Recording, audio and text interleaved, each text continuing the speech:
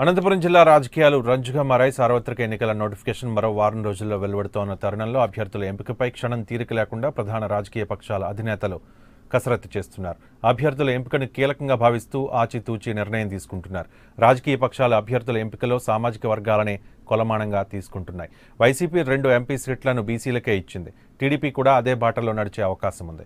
MLA టికెట్లకు తీవ్రమైన పోటీ నెలకొనడంతో ఎమ్మెల్సీ గుండుమల తిప్పేస్వామి హిందూపురం నుంచి టీడీపీ ఎంపీ టికెట్పై గురిపెట్టారు. అనంతపురం, హిందూపురం పార్లమెంటు నియోజకవర్గాలకు బీసీ అభ్యర్థులను పోటీ చేయిస్తూ వస్తోంది.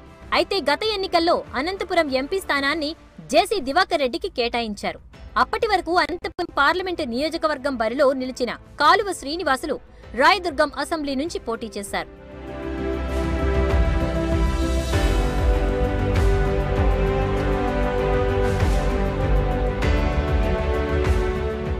హిందూపురం పార్లమెంటు విషయానికొస్తే గతంలో అక్కడి నుంచి ఎంపీగా పోటీ చేసిన బీకే పార్థసారథికి పెనుకొండ ఎమ్మెల్యే సీటు కేటాయించారు.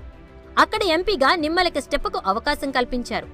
ఎంపీ నిమ్మల కిష్టప్ప రానున్న ఎన్నికల్లో పుట్టపర్తి లేదా పెనుకొండ నుంచి ఎమ్మెల్యే రేసులో నిలబడాలని భావిస్తున్నారు.